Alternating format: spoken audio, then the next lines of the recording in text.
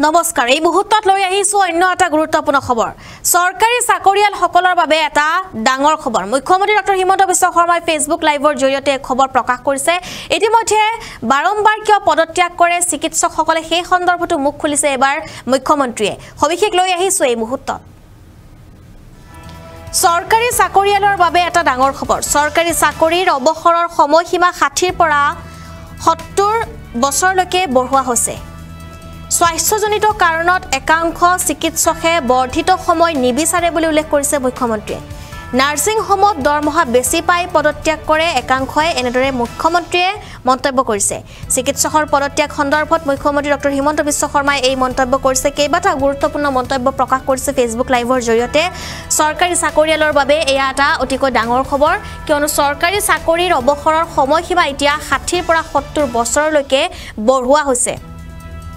আৰু স্বাস্থ্যজনিত কাৰণতে একাংশ চিকিৎসকে বৰ্ধিত সময় নিবিচাৰে আৰু নাৰ্ছিং হোমত দৰমহা বেছি পায় তেওঁলোকে তাৰ বাবে পদত্যাগ কৰে একাংশ সৰকাৰিয়াল যি চিকিৎসক আছে সেই সকল চিকিৎসকে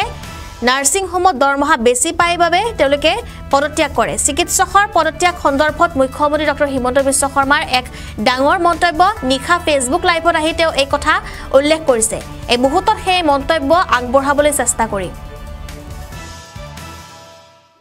ময়ো এটা নতুন ট্ৰেন্ড অসমত কিছুদিনৰ পৰা দেখা দিছে যে আমাৰ কংগ্ৰেছ দলৰ টুইটাৰ হ্যান্ডেল ফেসবুক হ্যান্ডেল সমূহে আৰু তেওঁলোকৰ কিছুমান নেতাই চৰকাৰখনক হোৱাই নোহোৱাই সমালোচনা কৰে যোৱাকালি মই যেতিয়া ঝাৰখণ্ডত আছিলোঁ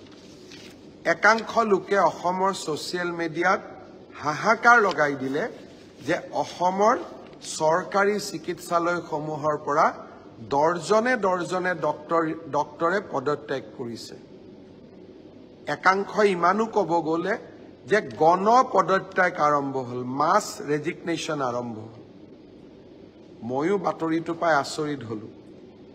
মই কালি একো মতা নাছিলোঁ গুৱাহাটীলৈ আহিয়ে মই স্বাস্থ্য বিভাগৰ বিষয়াসকলক মাতি আনিলোঁ মই ফেসবুক লাইভত যাম আপোনালোকে মোক কথাটো কি আছে অলপমান বুজাই কওক দৰাচলতে আমাৰ অসমত এইটো সত্য যে মেডিকেল কলেজৰ পৰা কিছু সংখ্যক ডক্টৰে প্ৰত্যেক বছৰ পদত্যাগ কৰে 2021 চনত মেডিকেল কলেজৰ পৰা 36 জন ডক্টৰে পদত্যাগ কৰিছিল 2022 চনত 12 জন ডক্টৰে পদত্যাগ কৰিছিল 2023 চনত 64 জন ডক্টৰে পদত্যাগ কৰিছিল আৰু 2024 চনতো 5 জন ডক্টৰে পদত্যাগ কৰিছে আৰু কিছু পদত্যাগ পত্ৰ আমাৰ হাতত আছে অৰ্থাৎ সংখ্যাটো কিমান 2021 ত 36 গৰাকী 2022 ত 12 গৰাকী 2023 ত 64 গৰাকী আৰু 2024 ত এতিয়ালৈকে 5 গৰাকী ভৱিষ্যতলৈকে হয়তো আৰু কিছু সংখ্যক পদত্যাগ পত্ৰ আমি গ্ৰহণ কৰিম কংগ্ৰেছ দলে ইয়াক লৈ ফুৰ্তি কৰি আছে যে ডক্টৰে পদত্যাগ কৰিছে মেডিকেল কলেজবিলাক এতিয়া বন্ধ হৈ যাব কেইদিনমান আগতে মই কৈছিলোঁ যে তিনিচুকীয়া মেডিকেল কলেজক নেশ্যনেল মেডিকেল কাউন্সিলে স্বীকৃতি দিলে অসমত এতিয়া 13খন মেডিকেল কলেজ হ'ল কংগ্ৰেছে বিচাৰে এই মেডিকেল কলেজবোৰ বন্ধ হৈ যাব যোৰহাটত মেডিকেল কলেজ কৰোতে প্ৰতিদিন বাতৰি কাকতৰ লগতটো মই এক প্ৰকাৰ সংগ্ৰাম কৰিছিলোঁ প্ৰতিটো দিনেই এতিয়া মই আপোনালোকক এটা নতুন তথ্য দিব খুজিছোঁ 2021 ত পদত্যাগ কৰিলে 36 জনে 2021 ত নতুন ডক্টৰে কিমান নিযুক্তি ল'লে মেডিকেল কলেজত 2021 ত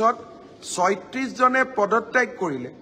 কিন্তু নতুন ডক্টৰ কিমান এপইন্টমেন্ট হ'ল 2021 ত নতুন ডক্টৰ এপইন্টমেন্ট হ'ল 2079 279 36 জনে পদত্যাগ কৰিলে 279 জনে নতুন চাকৰি পালে তাৰ মানে আমাৰ লাভ হ'ল নে লোকসান হ'ল নেটটো আমাৰ গেইনে হ'ল 2022 ত 12 জন ডক্টৰে পদত্যাগ কৰিলে আৰু 2022 ত মেডিকেল কলেজসমূহত 441 জন নতুন চিকিৎসকে নতুনকৈ যোগদান কৰিলে ভাবি চাওক 441 পদত্যাগ কিমানে কৰিলে 12 জন 2023ত পদত্যাগ কৰিলে 64 জনে তাৰ বিপৰীতে নতুন ডক্টৰে কিমান নিযুক্তি ললে 302 জন 302 আৰু এই বছৰ 30-40 জন ডক্টৰে পদত্যাগ কৰিব তাৰো কাৰণ মই আপোনালোকক কম তাৰ বিপৰীতে যোগদান কৰিব 183 জন চিকিৎসকে ডক্টৰে মেডিকেল কলেজত 2016 চনৰ পৰা যদি আমি হিচাপ কৰো 2024ত ভাৰতীয় জনতা পাৰ্টিৰ চৰকাৰৰ দিনত মেডিকেল কলেজসমূহত 1676 নতুন ডক্টৰে যোগদান কৰিছে আপোনালোকে চাওক চিকিৎসকে হওক বা এই মেধা ছাত্ৰ ছাত্ৰীসকলে হওক আমাৰ ৰাজ্যখনৰ চিকিৎসা ব্যৱস্থাৰ ওপৰত তেওঁলোকৰ কিমান বিশ্বাস আছে এতিয়া পদত্যাগ কিয় কৰে প্ৰথম কথা চৰকাৰী চাকৰিত অৱসৰৰ সময় হল 60 বছৰ মেডিকেল কলেজ বিলাকত আমি ৰিটায়াৰমেন্টৰ সময় বঢ়াই লৈ গৈছো 70 বছৰলৈকে এতিয়া 60ৰ পৰা 70 বছৰ বয়সত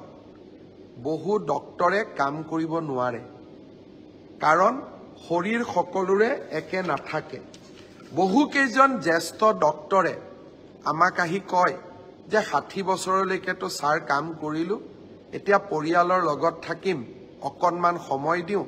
গটিকে এক্সটেনশনটো আমাক নালাগে তাৰ মানে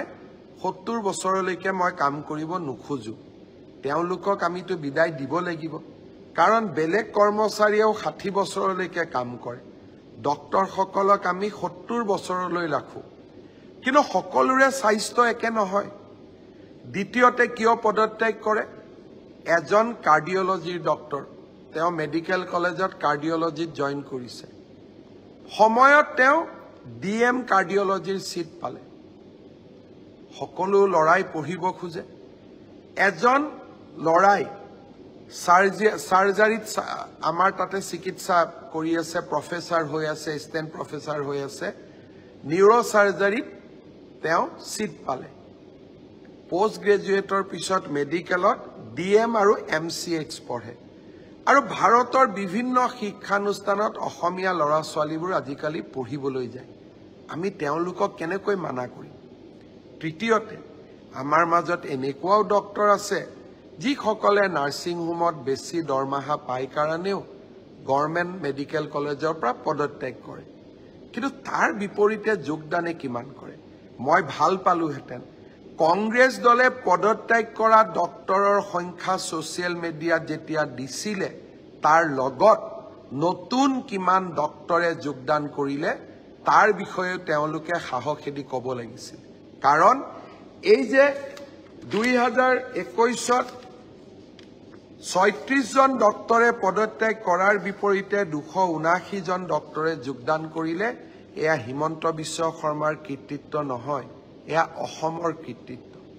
অসমত যে চাওতে চাওতে মেডিকেল কলেজ 3খনৰ পৰা 13খনলৈ বৃদ্ধি পালে এয়া হিমন্ত বিশ্ব শৰ্মাৰ কৃতিত্ব নহয় এয়া অসমৰ কৃতিত্ব